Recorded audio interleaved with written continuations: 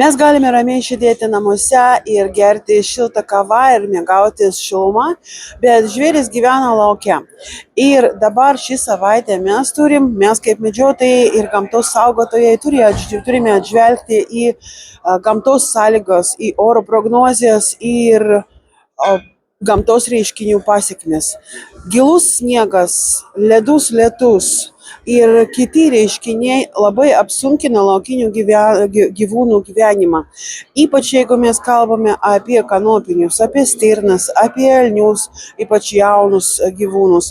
Jiems yra labai sunku ne tik išgyventi tokiuose sąlygose, bet ir pabėgti nuo plėšrūnų arba, pavyzdžiui, nuo medžioklinių šunų ir varovų.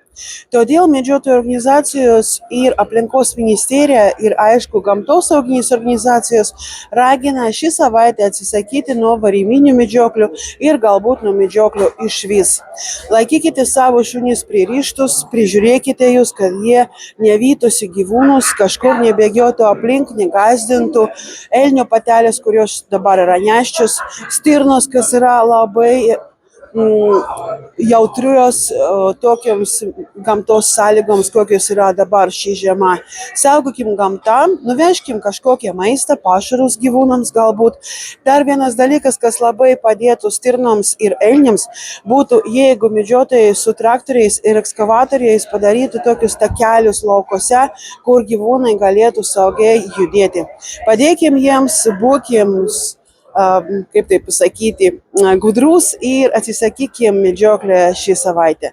Na tai va, medžioklė valiau, skaitykite žurnalą Medžioklė, prenumeruokite per prenumeruoti.lt ir pasidalinkite nuorodomis.